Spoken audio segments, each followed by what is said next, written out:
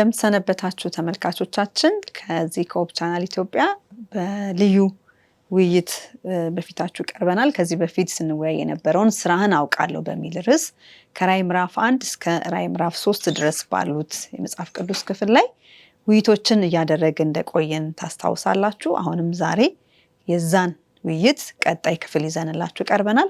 እስካሁን በነበረን ውይይት እንደምታስታውሱት እንግዲህ የራዕይ መጽሐፍን እንዴት ብናጠናው ይገባናል የሚል ሁለት ተከታታይ ፕሮግራሞችን አድርገን ነበር። ከዛ በኋላ ደግሞ በዛ ውስጥ የተካተቱ 7 አብያተ ክርስቲያኖች አሉ በመጀመሪያ ክፍል ላይ ተጠቅሶ የነበሩት። እነዛ ቤተክርስቲያናቶች የተላከላቸው ደብዳቤ ምንድነው እያልን አራቱን ቤተክርስቲያኖች በቅደም ተከተል ተመልክተን ነበር። ለማስታወስ ያህል ስማቸውን አንደኛ ኤፌሶን ቤተክርስቲያን ነበረች፣ ከዛ ቀጥሎ የሰምሪኔስ ቤተክርስቲያን፣ ከዛ ጴርጋሞን፣ ከዛ ደግሞ ቲያትሮን ብለን የአራቱን ቤተክርስቲያኖች ደብዳቤ የገለጥን እያነበብን በውስጡ ያሉትን በረከቶች ለኛም የተካፈልን ቆይተን ነበር። ዛሬ ደግሞ እንግዲህ በአምስተኛ ደረጃ የተላከላት ከክርስቶስ የፍቅር ደብዳቤ የተላከላትን ቤተክርስቲያን ማን እንደሆነች፣ መልእክቱ ምን እንደሆነ፣ እኛ ከሷ የምንማረው ምን እንዳለ ገልጠን የምናይበት ክፍል ነው የዛሬው ውይይታችን።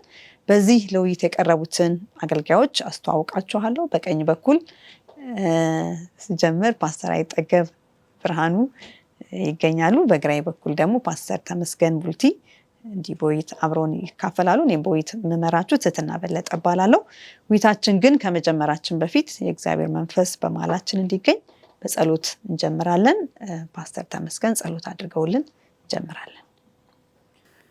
የሰማይና የምድር ፈጣሪ የሁላችንም አባት የዘላለም ንጉሥ እግዚአብሔር በጌታችንና በመድኃኒታችን በኢየሱስ ክርስቶስ ስም እናመሰግንሃለን።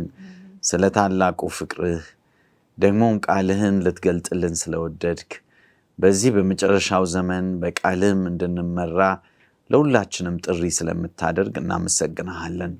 ጌታ ሆይ እነሆ ይህን የተከበረውን ቃልህን ልንከፍት ነው። ዋክን መንፈስ ቅዱስህን እጥፍ ድርብ አድርገህ ላክልን። ከሰው የመጣ ሳይሆን በስጋና በደም የሚነገር ሳይሆን በእግዚአብሔር መንፈስ መሪነትና ተነሳሽነት የሚነገር ለሕዝብህ በረከት የሚሆን ለስምህ ክብር የሚሆን ጌታ ሆይ ብዙዎች ይህን እውነት አውቀው ወደ መንግስትህ እንዲገቡ እንድትጠቀምበት እንለምንሃለን። እኛንም ተወያዮችን እርዳን፣ መንፈስህ ይርዳን፣ ጸጋህን አብዛልን፣ የሚያዳምጡንንም ባርካቸው በጌታ በኢየሱስ ስም አሜን። ፓስተር እግዚአብሔር ባርኮት። እንግዲህ እንደተነጋገርነው የውይይታችን ዋና ርዕስ ስራህን አውቃለሁ የሚል ነው። ይሄ ደግሞ የወሰድነው እንደምታውቁት ለእያንዳንዱ ደብዳቤ ክርስቶስ ሲጽፍ ስራህን አውቃለሁ እያለ ነው ለሰባቱም ቤተክርስቲያናት ሲጽፍ የነበረውና ለዛ ግን እንደ መግቢያ ጥቅስ የተጠቀምነው በማቴዎስ ምዕራፍ 5 ከቁጥር 17 ወይ 16 ላይ ያለውን ቁጥር ነው እስከዛሬ ስንጠቀም የነበረው። ግን ዛሬ ከፍ ብለን እንደ መግቢያ እንዲሆነን እሱን ጥቅስ ተመልክተን ወደ ጥያቄዎቻችን ሄደን ውይይታችንን እንቀጥላለን። የማቴዎስ ወንጌል ምዕራፍ 5 ከቁጥር 14 ጀምሮ እንደዚህ ይላል። እናንተ የዓለም ብርሃን ናችሁ ይላል። በተራራ ላይ ያለች ከተማ ልትሰወር አይቻላትም። መብራትንም አብርተው ከእንቅብ በታች አይደለም እንጂ በመቅረዙ ላይ ያኖሩታል፣ በቤት ላሉት ሁሉ ያበራል። መልካሙን ስራችሁን አይተው በሰማያት ያለውን አባታችሁን እንዲያከብሩ ብርሃናችሁ እንዲሁ በሰው ፊት ይብራ ይላልና ይህን እያሰብን እንግዲህ የዚችን የአምስተኛዋን ቤተክርስቲያን ደብዳቤ እየገለጥን የምናይበት ይሆናልና እንግዲህ ለመጀመሪያ እንደ መግቢያ እንዲሆነን የመጀመሪያው ጥያቄ ክርስቶስ እንግዲህ ለ7 ቤተክርስቲያናቶች ደብዳቤ ሲጽፍ ነው የተመለከትነው በራዕይ ምዕራፍ 2 እስከ ጀምሮ ማለት ነውና አራቱም ቤተክርስቲያናቶች በተለይ በምዕራፍ 2 ያሉትን አራቱንም ተወያይተንባቸዋል። ዛሬ የምናየው አምስተኛዋ ቤተክርስቲያን ናት። ይቺ አምስተኛዋ ቤተክርስቲያን ማን ናት? ማን ትባላለች? አምስተኛዋ ቤተክርስቲያን ስሟ ማን ነው? ከስሟ ጋርስ የተገናኘ የተለየ ትርጉም አለ ወይ? እንደገናም ደግሞ በዘመን ደግሞ እስካሁን ስናይ ቤተክርስቲያኖቹ ዘመንን ይወክላሉ በቤተክርስቲያን ታሪክ ውስጥ እያየን ነበርና ይቺስ ቤተክርስቲያን በቤተክርስቲያን ታሪክ ውስጥ የምትወክለው ዘመን አለ ወይ? የትኛውን ዘመንስ ትወክላለች የሚለውን አንዳችሁ እንድታነሱልን እንጋብዛችኋለሁ። እሺ አምስተኛዋ ቤተክርስቲያን ዛሬ የምንመለከታት የሳርዴስ ቤተክርስቲያን ናት እና የስሟ ትርጓሜ ብዙ እርግጠኛ አይደለም። የተለያየ ትርጓሜ ይሰጣታል እና አንዳንዶች ሳርዴስ የሚለው ስም የደስታ መዝሙር ማለት ነው ብለው የሚናገሩ ምሁራን አሉ። ሌሎቹ ደግሞ አይደለም ቅሬታ ማለት ነው እና የሚል ትርጓሜ ነው ያላት ስሟ የሚሉ አሉ። ሌሎቹም ደግሞ አዲስ ነገር ነው የሚል ሐሳብ ይሰጣሉ። እና ግን ምንድነው በአጠቃላይ እንደ መግባቢያ ሐሳብ የተወሰደው ሶስቱም ትርጉሞች ሊሆኑ ይችላሉ። ለቤተክርስቲያኗ ከቤተክርስቲያኗ ካላት ሁኔታ ጋራ ሲታይ ሶስቱም የስሟ ትርጓሜ ሊሆን ይችላል የሚል መግባባት ላይ ነው የተደረሰው።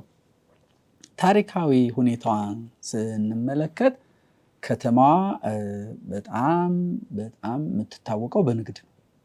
በጣም በንግድ የበለጸገች ናት። እንግዲህ በዛን ጊዜ የንግድ ሴንተር የሆኑ ከተሞች ደግሞ ቶሎ የማደግ የመስፋፋት አቅም ያላቸው ናቸው።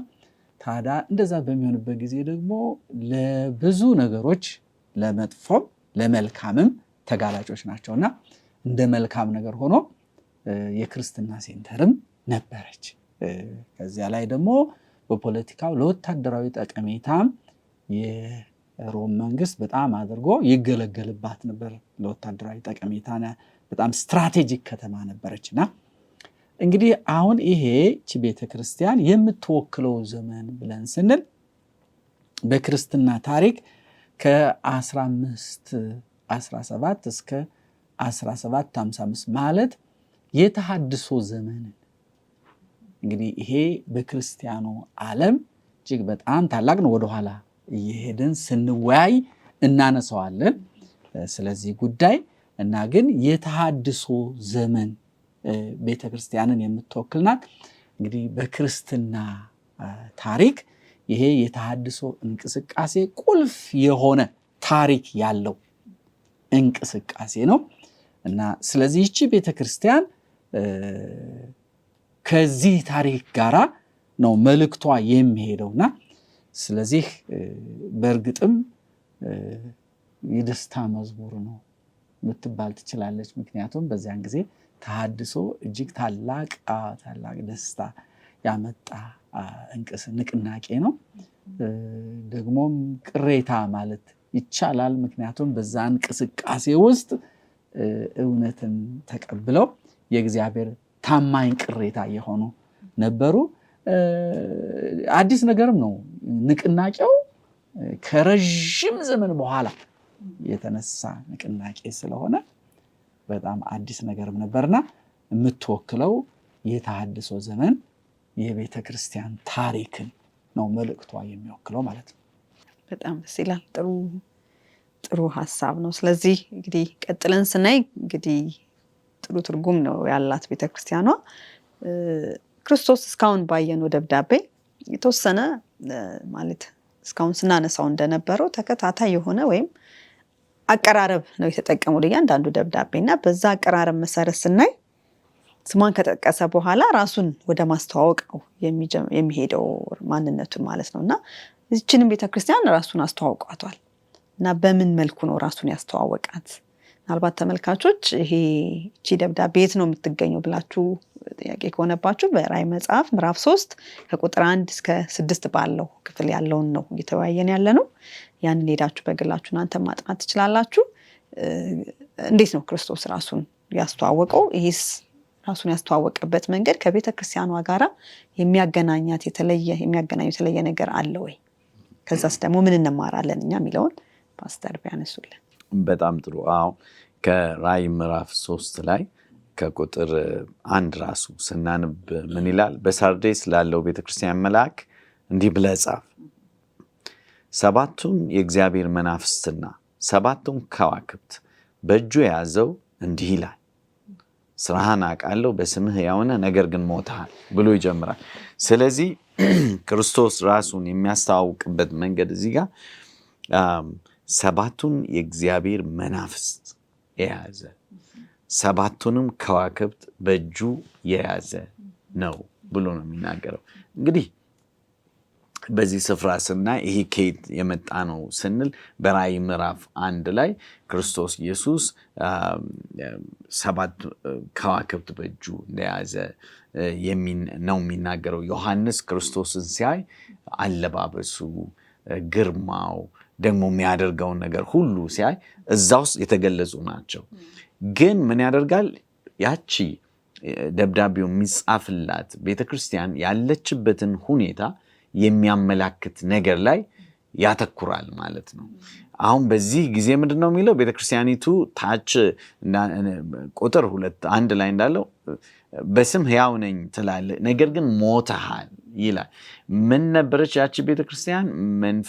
የመንፈስ ቅዱስ ኃይል በሷ ውስጥ አይታይም ነበር። ከዛ የተነሳ የሞተ አይነት መንፈስ ስለነበራት የእግዚአብሔር መንፈስ ስለ አንቺ የሚያስፈልግሽ መንፈስ ቅዱስ ነው።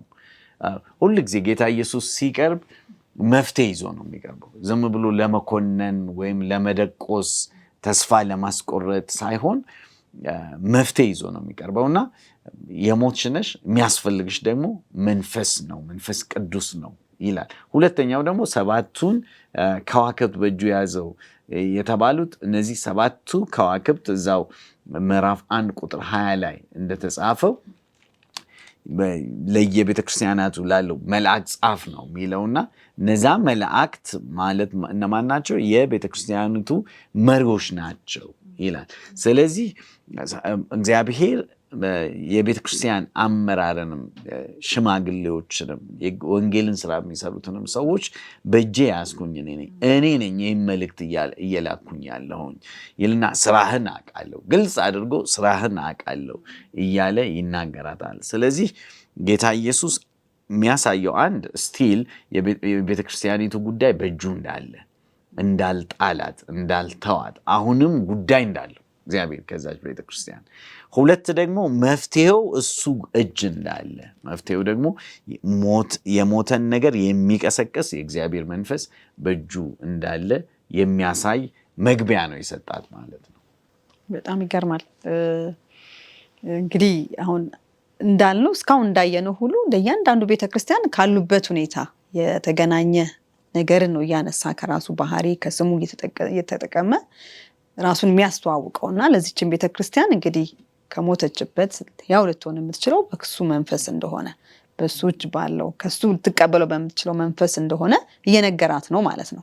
ስለዚህ ይሄ ለእኛም ይሰራል አይደል? እንግዲህ በመንፈሳዊ ሕይወት ለሞትን ሰዎች መፍትሄው የትም የለም፣ ነገር ግን እግዚአብሔር ጋር ወይም ክርስቶስ ጋር እንዳለ ከዚህ ልናይ እንችላለን ማለት ነው።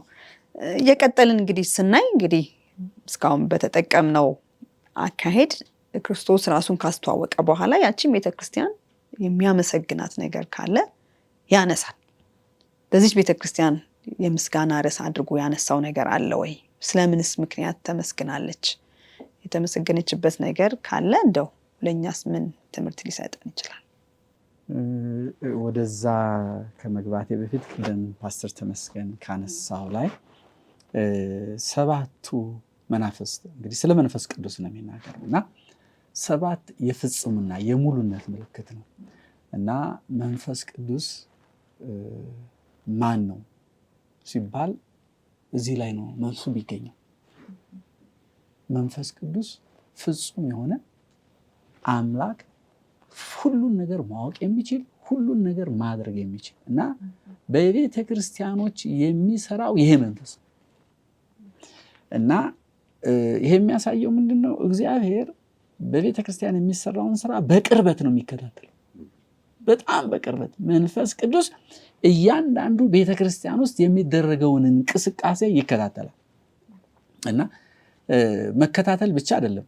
እንዳውም ሰባት የሚለውን አንዳንድ የስነ መለኮት አዋቂዎች ምንድነው ሰባት በሚባልበት ጊዜ ዳይቨርስ የሆነ የተለያየ ስጦታ በመስጠት መንፈስ ቅዱስ በቤተ ክርስቲያን ውስጥ የሚሰራ መሆኑን ለመግለጽ ነው ብለው የሚሉ የስነ መለኮት አዋቂዎች አሉና ዋናው ነገር ምንድነው? ቤተክርስቲያንን በቅርበት ነው ቢከታተሉ እና እቺ ቤተክርስቲያን የጠነከረችበት ነገር ካለ የጥንካሬዋ ምንጭ ማን ነው?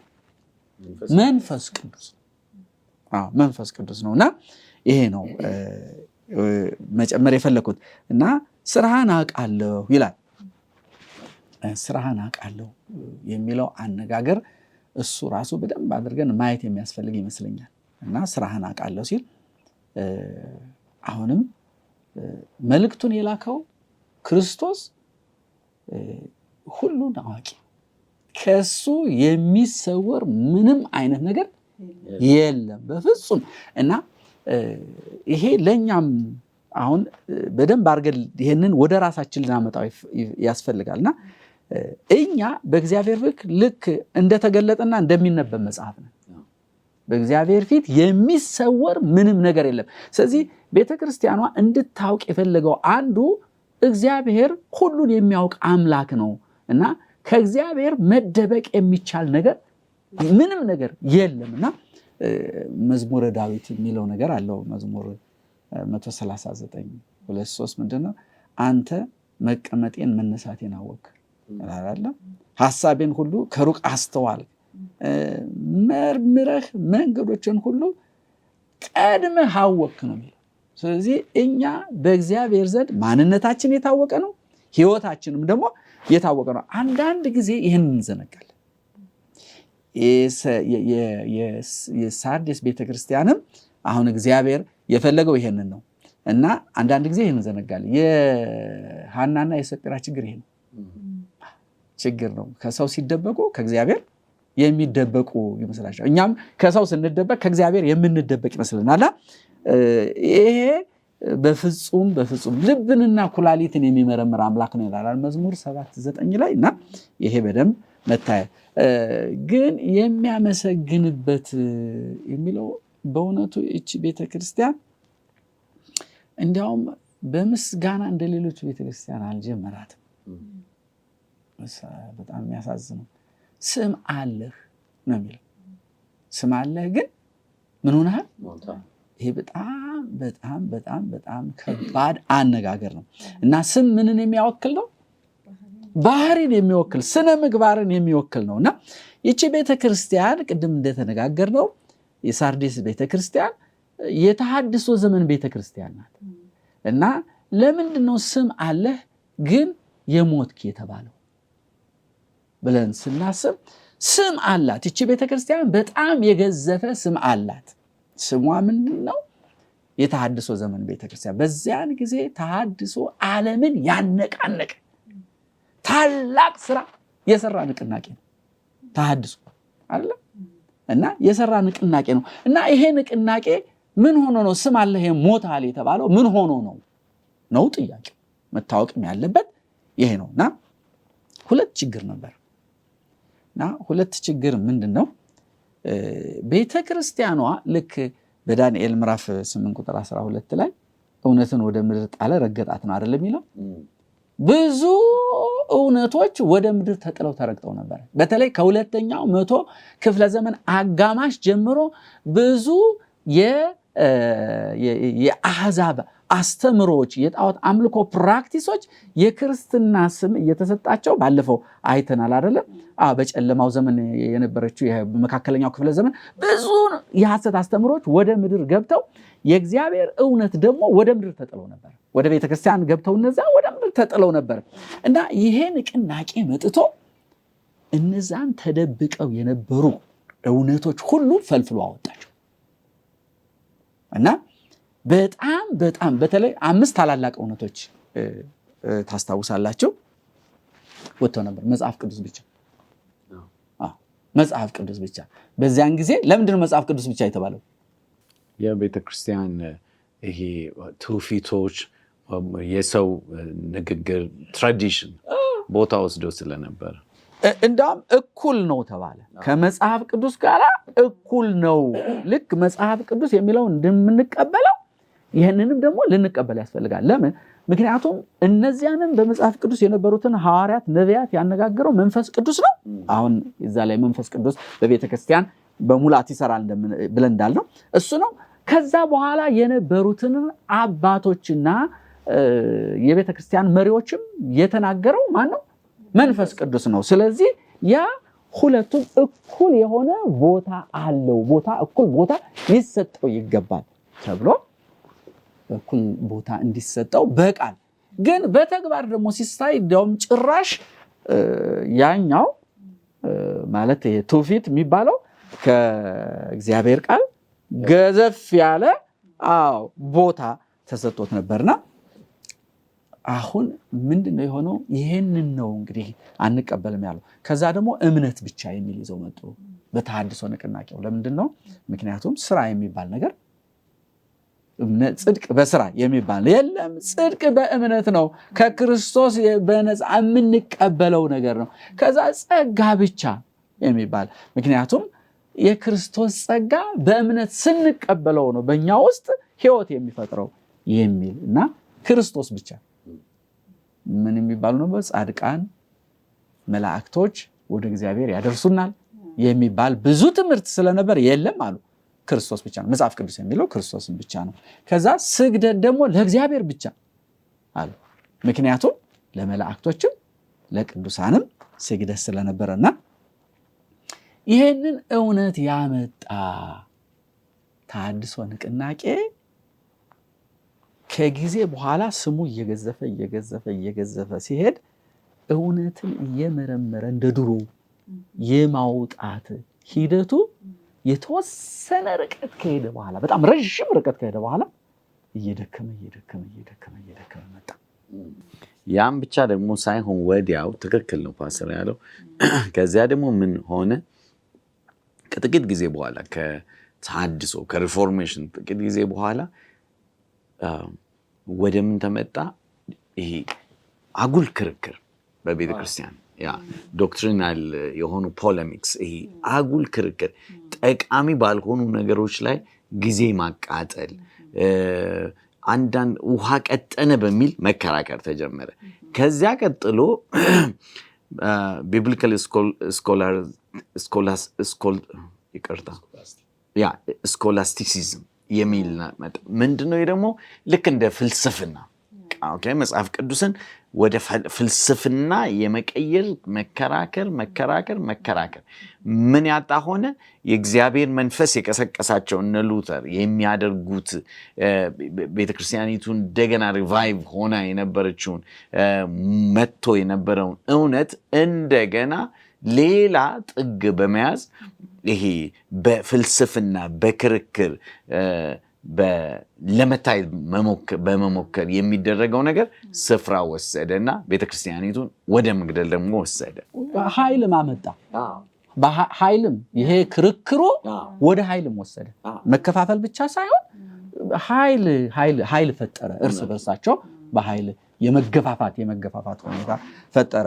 አሁን የኃይል መገፋፋት ሲመጣ ፓስተር እንዳለው በጣም መጥፎ የሆነ ክርክር ነው የነበረው። በጣም መጥፎ ክርክር በነገራችን ላይ እንዳው እዚህ ላይ ፖዝ አድርገን ክርክር ስትገባ አንተ ክርክርህን ልትረታ ትችላለህ፣ ነፍሱን ግን አትረታው። አሁን ስህተቱ እዛ ላይ ነበረ። እነሱ ክርክር ላይ አተኮሩ እና ይሄ ሲሆን ምን ተባለ? አሁን ሌላው እዚህ ላይ የተፈጠረው ችግር ክርክሩ በዛና በኋላ ምን ይደረግ፣ ይሄንን ሁኔታ ሪዞልቭ ለማድረግ ምን ይደረግ በሚባልበት ጊዜ አሁን እንደገና ደግሞ ሌላ ችግር ተፈጠረ። ያ ችግር ምንድነው? ክሪድስ ምንድነው የሚባሉት? ክሪድ በአማርኛ ፓስተር ምንድነው የምንላቸው? ክሪዶች ሲተረጎም ሳመሪ ነው። የዚህ የክርስትና መሰረታዊ አስተምሮ ሳመሪ ነው መሰለኝ የሚባለው አይደል?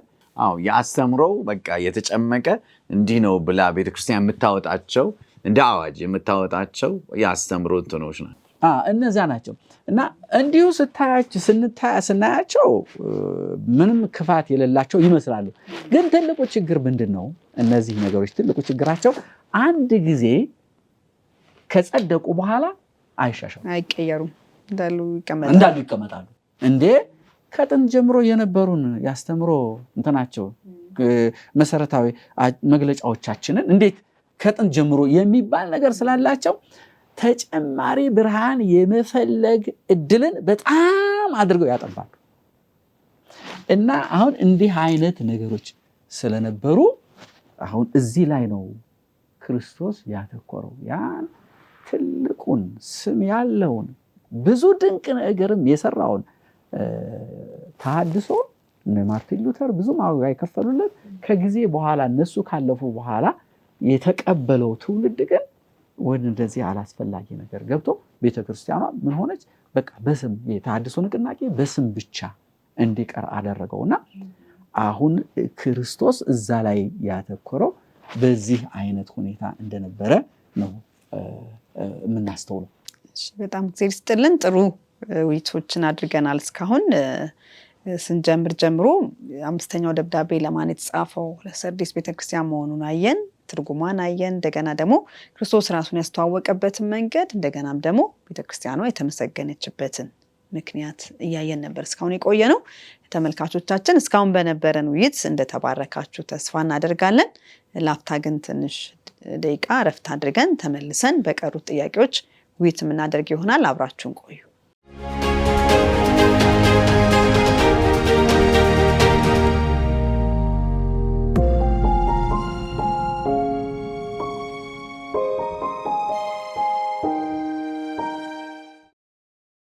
ተመልካቾቻችን ከአፍታ እረፍት በኋላ ተመልሰን መተናል። እስካሁን በነበረን ውይይት እንደተባረካችሁ ተስፋ እናደርጋለን። አሁንም በቀጣይ ጥያቄዎች ውይይታችንን እንቀጥላለን። እንግዲህ ደብዳቤውን እየተመለከትን ያለ ነው በራዕይ ምዕራፍ 3 ላይ ከቁጥር 1 እስከ 6 ባለው ለ5ኛው ቤተክርስቲያን የተጻፈው መልእክት ነው እያየን ያለ ነው። እሷም የሰርዴስ ቤተክርስቲያን እንደሆነች በውይይታችን ተመልክተናል። እና ይህችን ቤተክርስቲያን ክርስቶስ እስካሁን ካመሰገናት በኋላ ማለት የምስጋና እንኳን ብዙ አልነገር አላነሳባትም ማለት ወደ ወቀሳን ሄደውና ወቀሳዋን ሲያነሳ ምን ብሎ ነው ያነሳው? ቀደም የጠቀሳችሁትን ደግሜ ላነሳው እፈልጋለሁ። በራዕይ ምዕራፍ 3 ላይ ቁጥር 2 ላይ ምን ይላል?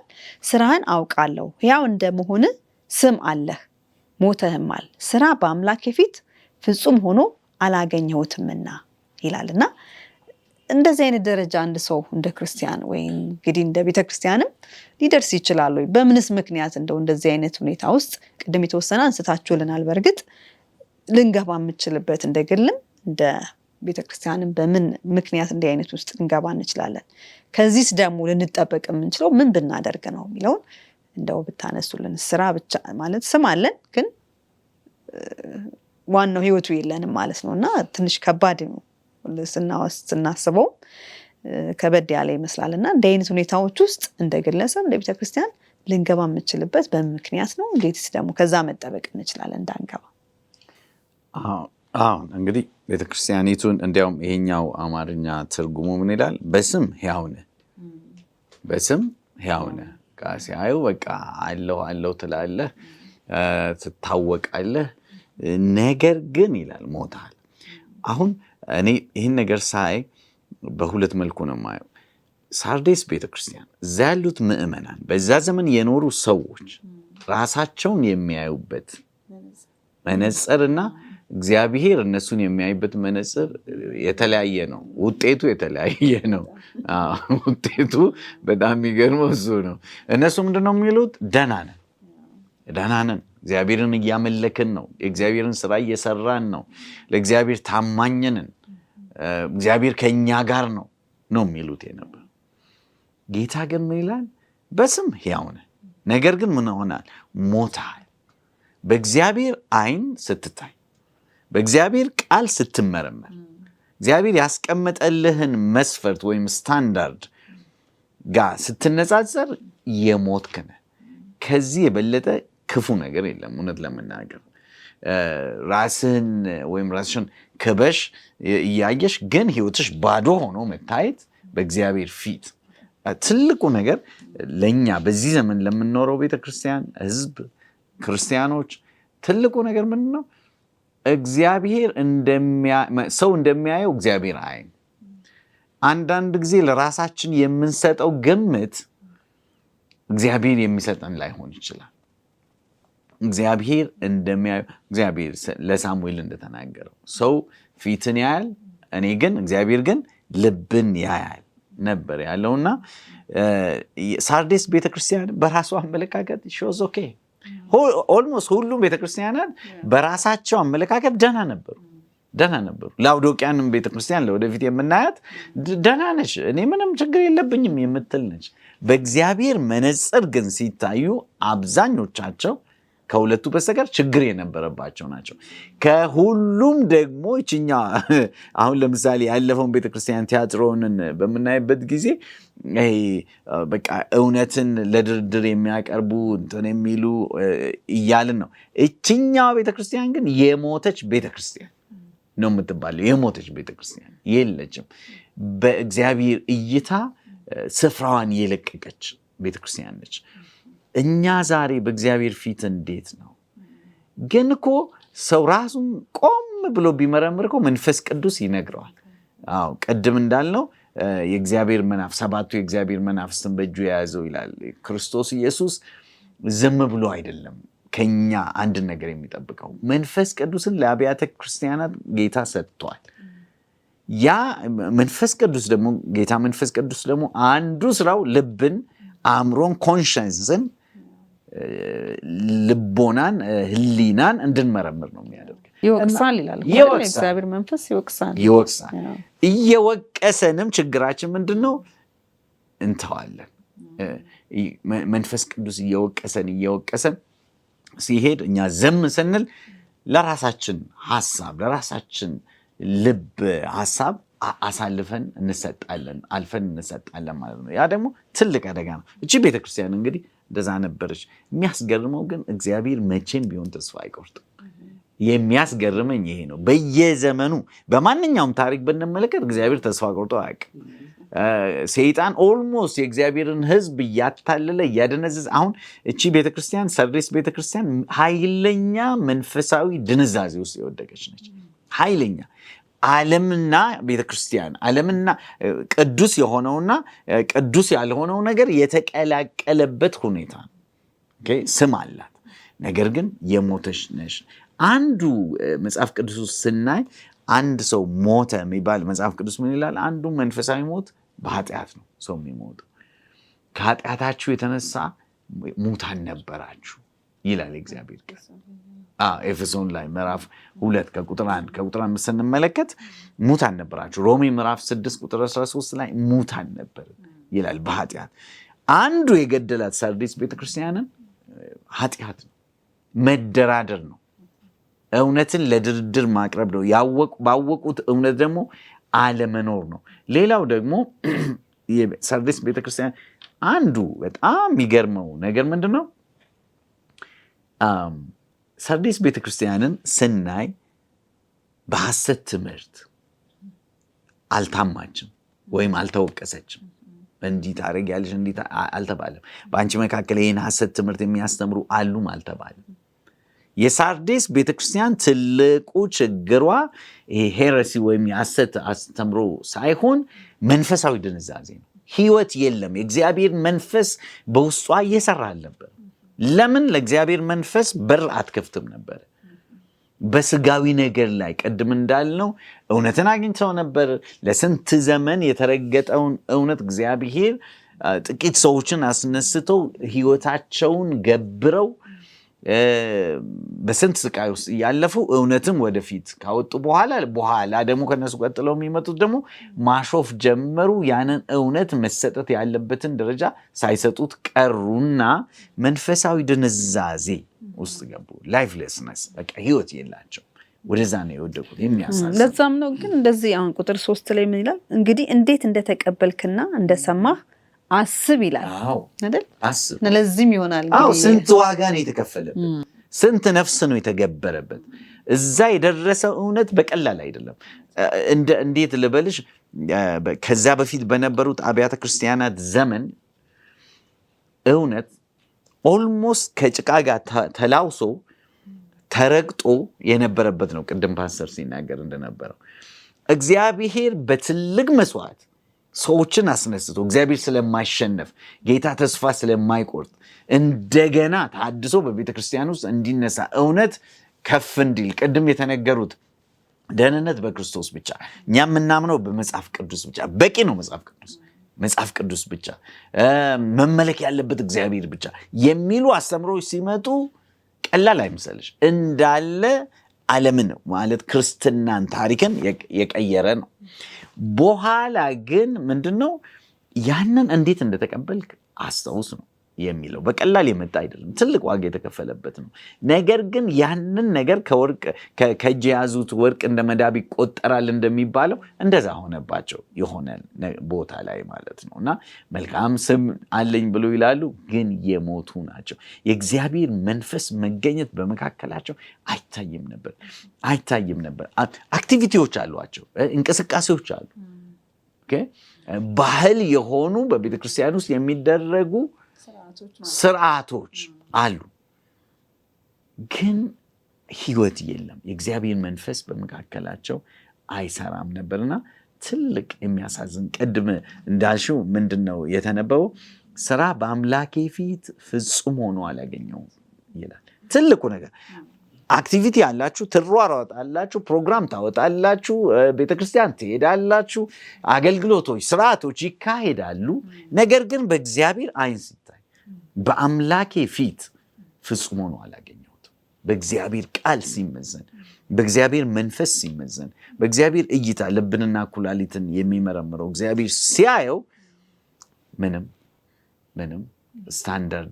ከስታንዳርዱ የራቀ ነው ይላልና ቤተክርስቲያኒቱን የሚነቅፋት እዛ ላይ ነው። ባለፈው ስሟ ነው። አንዱ ትልቁ ችግሯ ምንድን ነው? ሰርዴስ ቤተክርስቲያን ባለፈው ስሟ ነው። ያለፈው ስሟ ቅድም እንደተባለው ትልቅ ስም ነበራል። ትልቅ በክርስትና ታሪክ ውስጥ ታሪክ የሚቀይር ነገር ግን በዛ ስም ብቻ መኖር አይቻልም። ዛሬም ሰዎች ድሮ እኮ እንደዛ ነበርን፣ በልጅነታችን እንደዛ አገልግለን፣ እንደዛ ዘምረን፣ እንደዛ ኮንፈረንስ እንካፈል ነበር፣ እኛ እኮ የነከሌ ልጅ ነን፣ የነ ፓስተር ከሌ ልጅ የነከሌ። እሱ አይሰራም። እነሱ በዘመናቸው እግዚአብሔር ተጠቅሞባቸዋል። እግዚአብሔር ይመስገን። እነሱ ዋጋ ከፍለው እውነትን እኛ ጋር አድርሰዋል። የድሮ የነበርሽው ስትዘምር የነበርሽው የዛሬ 10 ዓመት የበላሽውን ምግብ ዛሬ ትበያለሽ? እንደሱ የሚባል ነገር የለም። የዛሬ 5 ዓመት የጠጣሽውን ውሃ ትጠጫለሽ? ድሮ በልጅነትሽ የለበስሽውን ልብስ ተለብሻለሽ? አይ የሚባል ነገር የለም። ዛሬ ነው ቀን።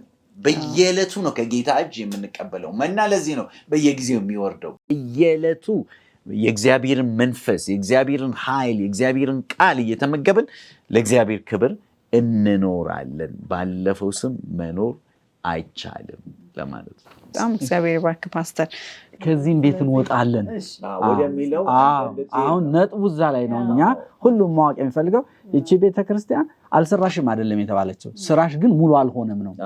እና ሙሉ አልሆነም ለምንድን ነው?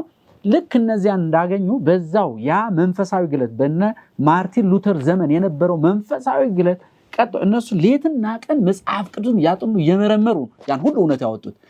ቀጣዩ ጄኔሬሽን ያንን ግለት ይዞ ቢሄድ ኖሮ ብዙ እውነት የተደበቁ እውነቶች ገና ያልወጡ መውጣት የሚገባቸው ይወጡ ነበር። ስለዚህ እግዚአብሔር ሙሉውን አላገኘዋትም ያለው ይሄ እናንተ አሁን መጨረሻ ላይ ያለው ጄኔሬሽን ልትደርሱበት ወደሚገባቸው የእድገት ደረጃ አልደረሳችሁም። ለምንድነው? ቅድም እንዳልነው መጽሐፍ ቅዱስን ከመመርመር ይልቅ ወደ ክርክር ወደ ሌላ ነገር ገቡ። እና አሁን እኛ ይሄ ሁኔታ በእኛም ህይወት አለ። ልክ ነው። ቤተክርስቲያን አሁን ድሮ በነበራት ግለት ላይ እንደኛ ቤተክርስቲያን ስንወስድ ፓይነሮቻችን በነበራቸው ግለት ነው አሁን እየሄድን ያለነው አይደለም። ምንድነው መሆን ያለበት? ራዕየ ዮሐንስ ምዕራፍ 1 ባለፈው ጊዜ አንስተናል። ምንድነው? ዘመኑ ቀርቧልና የሚያነበው የትንቢቱን ቃል የሚሰሙና በውስጡ የተጻፈውን የሚጠብቁ የሚያነቡ ነው የሚለው። መጽሐፍ ቅዱስን ማጥናት፣ በግላችን ማጥናት፣ በቡድን ማጥናት። እንግዲህ እኛ አንድ ፍሎሃ ቤተክርስቲያን ትዝ የሚለኝ ከሰኞ እስከ ዓርብ ድረስ የማይጠናበት ቀን አልነበረም። ዛሬ ግን ጥናት አይካሄድም። መጽሐፍ ቅዱስ አንድም ጥናት የለም። አንድሮ ብቻ አለ። በቃ እንደውም አንዳንድ ጊዜ 2 ቡድን የሚያጠናበት ጊዜ ትዝ ይለኝ ነበር። በየዕለቱ መጽሐፍ ቅዱስ ጥናት የለም። እዚህ ላይ ሐዋርያት ሥራ ምዕራፍ 17 ቁጥር 10 እና 11 ላይ ወዲያውም ወንድሞች ጳውሎስና ሲላስን ሌሊት ወደ ቤርያ ሰደዷቸው፣ በደረሱም ጊዜ ወደ አይሁድ ምኩራብ ገቡ። እነዚህ ከተሰሎንቄ ከሚኖሩት ይልቅ ልበ ሰፊዎች ነበሩና ነገሩ እንዲህ ይሆንን ብለው ዕለት ዕለት መጽሐፍትን እየመረመሩ መጽሐፍ ቅዱስን መመርመር ያስፈልጋል። ያ የመንፈስ ቅዱስ እሳት እስከ መጨረሻው ዘልቆ ድንዛዜ የሚባል እንዳይመጣ አሁን መጥቷል። ከዚያ ለመውጣት አሁን ወደዚህ መመለስ አለ፣ ወደ እግዚአብሔር ቃል መመለስ አለበትና ያንን የሚመልሰው የእግዚአብሔርን ቃል መመርመር ማጥናት ነው። በጣም እግዚአብሔር ይስጥልን። ትልቅ ነገር ነው። ምክንያቱም ይሄ ከኛ አሁን ካለንበት ሁኔታ ጋራ የሰርዴስ ቤተክርስቲያን በጣም ይሄዳል። ምክንያቱም ሁላችንም በድንዛዜ ውስጥ ነው ያለነው። አሁን እንደተባለው ስራችን እንደው በህይወት አለን፣ በክርስቲያን እንባላለን፣ ግን ያ የክርስቲያን ህይወት ውስጥ ሊታይ የሚገባው የክርስቶስ ህይወት በሁላችንም የታየ አይደለም። ለዛ ደግሞ መፍትሄው እንዳላችሁት ክርስቶስ አስቀድሞ የሰጠው መንፈስ ቅዱስ ያስፈልገናል። ቀደም እንዳለው ምንድነው ሰባትን ከዋክብት የያዘና መናፍስቱንም የያዘ ነው የሚለው አይደል? ቀደም ቁጥር 1 ላይ ያየነው መንፈስ ቅዱስ ያስፈልገናል። እንደገና ደግሞ የእግዚአብሔርንም ቃል ደግሞ ማጥናት ያስፈልገናል ከዛ ለመውጣት። ከዛ ባሻገር ግን እቺን ቤተክርስቲያንም ካለችበት እንድትወጣ ክርስቶስ የመከራት ሌሎች ምክሮችም አሉ። ምንድናቸው እነዚህ ምክሮች? ለኛም ይሰራሉ አይደል? እነዛ ምክሮች ምን ብታደርግ እቺ ቤተክርስቲያን ከዚህ ካለችበት እንደው ከሞተ ሁኔታው መውጣት የምትችለው ምን ብታደርግ ነው? ይሄ መከራት የክርስቶስ ምክር ምንድናቸው? ቁጥር 2 ላይ ስለዚህ ንቃ ነው የሚለው። የመጀመሪያው ንቃ፣ ሊሞት የተቃረበውና የቀረውን ነገር አጽና፣ ስራህ በአምላኬ ፊት ፍጹም ሆኖ አላገኘሁትም ይላል። የመጀመሪያው ነገር ንቃ ነው ጌታ ያለው። ፋክት ንቃ ተብሎ የተጻፈው በአማርኛችን በተጻፈበት ቋንቋ በግሪኩ በእንግሊዝኛ ሲተረጎም ኪፕ ዋቺንግ ምን ማለት ነው? እንዳታንቀላፋ በቃ ምክንያቱም ከነቃሽም በኋላ አንዳንድ ጊዜ ሌሊት ስትነቂ ድንዛዜ ውስጥ የነበርሽ ከሆንሽና ስትነቂ እንደገና መልሶ ምን ያደርጋል? እንቅልፍ ይወስዳል፣ ይሄ ያዳፋል። ግን ጌታ ምንድን ነው የሚለው? በቃ እንዳተኛ ንቃ። አንዴ ብቻ ነቅተህ መተው ሳይሆን በቃ ኪፕ ዋቺንግ፣ ተጠንቅቀህ ነቅተህ ቁጭ በል ማለት ነው እንጂ የሆነ ነቅተህ በቃ ከዛ ነው ንቁ ሆነ ኑሩ። ንቁ ሆነ ሁል ጊዜ ንቁ ሆነ ኑሩ ይላል። አንድ ምሳሌ ያነሳሉ ምሁራን። ስለዚህ ሳርዴስ ከተማ ጌታ ንቂ ሲላት አንዱም በድሮ ዘመን ጦርነት ነበር አሉ። ተራራ ላይ ነበረች ከተማይቱ። ተራራ ላይ ስለነበረች ተራራ ላይ ያለች ከተማ በቀላሉ በጠላት አትጠቃም። ምክንያቱም ከሩቅ ጠላት ይታያል። በዛ ላይ ደግሞ ከላይ ወደ ታች ይዋጋሉ፣ ይቀላቸዋል። ቀላል አይሆንም ለጠላት። ነገር ግን ከተማይቱ በጣም ይሄ በራስ መተማመኗ ትልቅ ነበር። ማንም መጥቶ አሸንፈንም በማለት ያቺ ከተማ። በነገራችን ላይ የሳርዴስ ከተማ ጥንት ከሚባሉ ከተሞች ነበረች።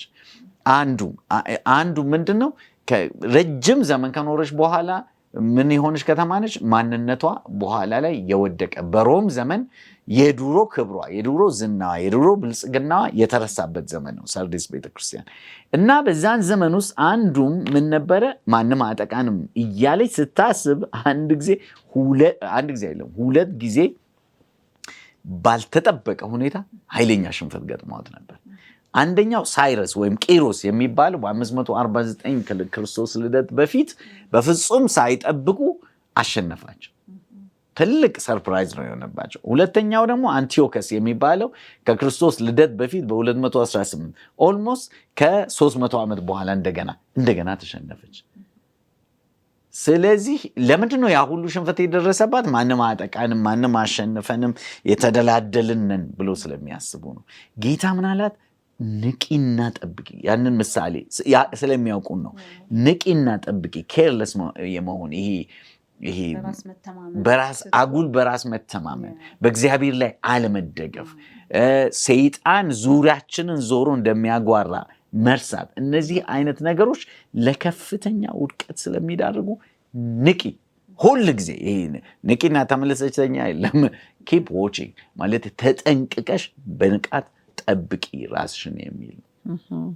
ስለዚህ አንደኛው ነቅቶ መጠበቅ ማለት የተመከረችው። ሌሎችም ነገሮችን ግን ያነሳል። በዛ ውስጥ ግን የሚያስገርመኝ አሁን ንቃ ይልና ምን ይላል?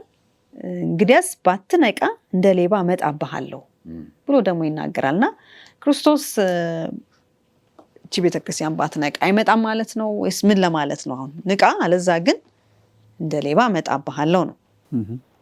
እንግዲህ አሁን ይሄ እዚህ ላይ እንደ ሌባ እመጣብሃለሁ የሚለው አባባል ክርስቶስ እየተናገረ ያለው ስለ ዳግም ምጽአት አይደል?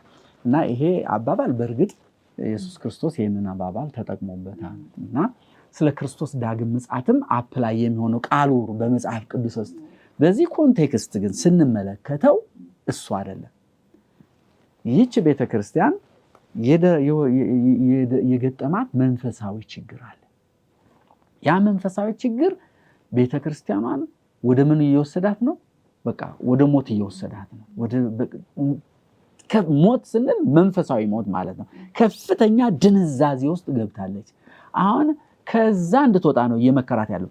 አሁን ይህንን ተግባራዊ ያላደረገች እንደሆነ ያለዚያ ፈጥኜ እመጣብሃለሁ ሲል እግዚአብሔር ምን ያደርጋል? እርምጃ ይወስዳል። እኛ ያለንን መንፈሳዊ አውቀን እርምጃ የማንወስድ ከሆነ ላለፈው ቤተክርስቲያን ምንድነው ያለው? ለአንዷ መቅረስን ከስፍራው አስወግደ። ያ መቅረስ እግዚአብሔርን የማገልገል መብት የተሰጣት እድል ነው። ስለዚህ ያንን እድል ነጥቄ ለሌላ እሰጣለሁ ነው።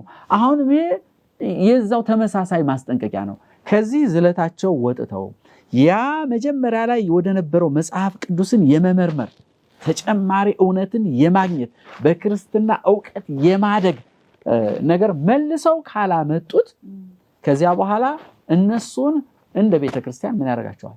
የሰጣቸውን እድል ይተውና እግዚአብሔር ለሌሎች እድሉን ይሰጣል። ይሄን እድል ሊጠቀሙበት ለሚችሉ እድሉን አሳልፎ ይሰጣል። ስለዚህ እንደ ሌባ አሁን ምንድነው ቅድም እንዳልነው እነሱ የተነቃቃንን ብለው ነው የሚያስቡ። ያ ባለፈው ዘመን የነበሩ አባቶቻቸው ማለት እንትኑን የጀመሩት መንፈሳዊ ሁኔታቸው በጣም የተነቃቃ ነው። አሁን ግን በዛ ሁኔታ ላይ አይደለም ያሉ። እነሱ ግን ያንን ነው የሚያስቡት። ያን ስም ነው ያዙት። የተነቃቃንን ነው የሚሉ እና አሁን ከዚህ ከወደቁበት ሁኔታ እንዳይወጡ ያ በስም የመኖር ሁኔታ እንቅፋት ሆኗቸዋል። ከዚህ ሁኔታ ውጡ ነው እግዚአብሔር። በቃ ይሄንን ነገር በደንብ አድርጋቸው አስተውሉ ነው። እንዴት ነው የሚወጡት? ቅድም አንስተናል የሚወጡበትን ሁኔታ። ይሄንን የማያደርጉ ከሆነ እግዚአብሔር ለነዚህ ቤተክርስቲያን ለነዚህ ክርስቲያኖች የሰጠውን እድል ከእጃቸው ያመልጣቸውና ለማን ይሰጣል? ለሌሎች ይሰጣል። ስለዚህ መጠንቀቅ ያለባቸው ያ የተሰጣቸው እድል ከነሱ እንዳይወሰድባቸው ያለህን አጽንተህ ያዝ ብዙ ጊዜ ይናገራል ክርስቶስ። እና የተሰጠንን ነገር ልክ በዚያው መጠን በተሰጠን መጠን አጥብቀን መያዝ አለብን። ማለት ምንድነው? እነዚያ ሰዎች የጀመሩትን ስራ ልክ በዚያው ደረጃ እስከ መጨረሻው ድረስ የቀጠልን እንደሆነ እግዚአብሔር በጣም ይደሰታል። አለበለዚያ ግን ያ ስራ ለሌሎች እንዲሰጥና እኛ የተተውን ልንሆን እንችላለን ማለት ነው። በጣም ልክ ነው። የሚገርመው እዚህኛው ቤተክርስቲያን ውስጥ አንዱ ሞተሻልም ቢል ሊሞት የተቃረበና የቀረ ነገር አለ። ስለዚህ ሙሉ በሙሉ ተስፋ የለሽ አይደለም። ለዚህ ነው እግዚአብሔር በቃ ወድቀሻል ተነሺ እግዚአብሔር ዝም ካለ ትጠፋለች ተነሺ እያለ ሁለቱንም ነው። የቀረውንም እንዳይሞት አጽና፣ የወደቅበትንም ደግሞ እንደገና አስተካክል ይላል። ቁጥሮችን ብናነበው ቁጥር 2 ላይ ነው ስራ በአምላክ ፊት ፍጹም ሆኖ አላገኘሁትምና የነቃሁን አንደኛው ነው። ሊሞቱ ያላቸውን ደግሞ የቀሩትን ነገሮች አጽና፣ እንግዲህ እንዴት እንደተቀበልክም ደግሞ አስብ፣ ጠብቀውም ንስሐም ግባ ይላልና እነዚህ ምክሮች ለኛም የሚሆኑ ናቸው። ድሮ ክርስቲያን ነበርን፣ ድሮ እናጠና ነበር እየተባል ያልን ሳይሆን ለትለት አይደል? ልክ ጳውሎስ እንደሚለው ለትለት እሞታለሁ ነው የሚለውና የክርስቲያን ሕይወት ደግሞ በየቀኑ የምንሞትበት የክርስቶስን ሕይወት በአዲስ መልክ በእኛ ሕይወት ያው እንዲሆን የምንለማመድበት ሕይወት ነውና ያንን ማሰብ አለብን። ስለዚህ መጨረሻ ጥያቄያችን ላይ ደርሰናል። በአጭሩ ሳናነሳው እንዳንቀር ግን ለሁሉም ቤተክርስቲያን ክርስቶስ ሽልማት ይሰጣል። የጸኑትን በተለይ ደግሞ በዛ ክርስቶስ በመከራቸው ምክር ተጠቅመው እስከ መጨረሻ የሚጸኑትን ሽልማት ይሰጣቸዋልና ወይም ተስፋ ይገባላቸዋልና ለዚች ቤተክርስቲያን ክርስቶስ ተስፋ የገባው ሽልማት ምንድን ነው የሚለውን እሱን አይተን ውይይታችንን እንጨርሳለን። እንግዲህ 3 ነገሮች ነው ያነሳ። አንደኛው ነጭ ልብስ ይጎናጸፋል ነው እና ይሄ ነጭ ልብስ የክርስቶስ ጽድቅ ነው እና እነኚህ ሰዎች በዚህ አሁን ክርስቶስ በመከራቸው ምክር መሰረት ካሉበት ሁኔታ ቢወጡ የክርስቶስ ጽድቅ ለነሱ ይቆጠርላቸዋል እና የክርስቶስን ጽድቅ እንደምናውቀው እኛ ሰርተን የምናገኘው አይደለም፣ እሱ ነው የሚቆጥርልን እና የክርስቶስ ጽድቅ ይቆጠርላቸውና እንደገና መንፈሳዊ አቋማቸው በእግዚአብሔር ዘንድ ተቀባይነት ይሆናል። ይሄ እንግዲህ የዘላለም ሕይወት ታገኛላችሁ ማለት ነው በአጭር አነጋገርና ስሙንም ከሕይወት መጽሐፍ አልደመስስም። እንደምታውቁት የሕይወት መጽሐፍ 3 አይነት መጽሐፍ አለ በመጽሐፍ ቅዱስ ውስጥ። የሕይወት መጽሐፍ አለ፣ የመታሰቢያ መጽሐፍ አለ፣ የፍርድ መጽሐፍ አለና የሕይወት መጽሐፍ የእግዚአብሔር ቅዱሳኖች ስም የሚጻፍበት ነው። በክርስቶስ አምነው የጸደቁ ሰዎች ስም የሚጻፍበት ነው። ስለዚህ ስማችን አንድ ጊዜ ከተጻፈ አይደመሰስም ማለት አይደለም። ሊደመሰስ ይችላል። ስለዚህ አሁን ከወደቅበት የተነሳህ እንደሆነ ስምህ ከሕይወት አይደመሰስም። አልደመስሰውም። ግን በሌላው ኢምፕሊኬሽኑ ምንድነው? ማትመነቃና ማትነሳ ከሆነ ነገር ትደመሰሳለህ ነውና ያ ዋስትና ተሰጥቷቸዋልና ሶስተኛው በአባቴና በመላእክቱ ፊት እመሰክርለታለሁ ነውና ለሚያምኑ ለሚታዘዙ ሰዎች ክርስቶስ ጽድቁን ከቆጠረላቸው በኋላ መጨረሻ የአባቱን መንግስት ያወርሳቸዋል እና በአባቱና በመላእክቱ በመላው ዩኒቨርስ ፊት ምን ብሎ ነው የሚመሰክርላቸው? ዳንተ የአባቴ ብሩካን ብሎ ነው የሚመሰክርላቸውና ያ በመላው ዩኒቨርስ ፊት ከዚህ በኋላ የእግዚአብሔር ንብረቶች መሆናቸው ይታወጃል። የማይቀለበስና ይሄ ተስፋ አላቸው ማለት ነው። እግዚአብሔር ይመስገን። በጣም ደስ የምትል ጥሩ ያወያየችን ቤተክርስቲያን ናት። ብዙ በረከትን አግኝተንበታል። ፓስተር መጨረሻ ምናልባት ማለት እንፈልገው ታሪክ አንብበን ብቻ እንድንተው አይደለም። የእግዚአብሔርን ቃል የምናጠናው ስላለፈው ነገር ብቻ መናገር ስላይደለ እኛን ይመለከተናል ወይ? ምንም ጥያቄ የለውም፣ ይመለከተናል። በየዘመኑ የተለያየ መልእክት አለው እና ብዙ ሰዎች አሁን በመንፈሳዊ ድንዛዜ ውስጥ ያሉ ሰዎች ይኖራሉ። በድሮ ስም የሚኖሩ በክርስትና ባህል ያደረጉ ሰዎች ወይ ስለተወለዱበት ወይ ስለተጋቡ ወይ ደግሞ ለመመሳሰል የሚሉ። ክርስትና እንደዛ አይደለም። ጌታ እሱን አይደለም የሚፈልገው፣ ሕያው እንድንሆን ነው። የወደቀች ቤተክርስቲያን ነች እቺ። ወድቀሻል፣ ደግሞ ትንሽም የቀረሽ ነገር አለ። እሱን እያጠናከርሽ ደግሞ ከወደቅሽበት ንቂ፣ ተነሺ ነው የሚለው። እግዚአብሔር የእንደገና አምላክ ነው ለሁላችንም። ዛሬ ላለን ሰዎች የእንደገና አምላክ ነው። የወደቅን፣ ከእግዚአብሔር የራቅን፣ የደነዘዝን፣ ወደኋላ የተመለስን፣ ተስፋ የቆረጥን ብንኖር ጌታ ኢየሱስ መልእክት እየላከ ነው በዚህ ቃል። ንቁ እስቲል አለው። ምክንያቱም ሁለተኛ ዜና ላይ ምዕራፍ 7 ቁጥር 14 እንደሚታወቀው ምን ይላል? በስሜ የተጠራው ሕዝቤ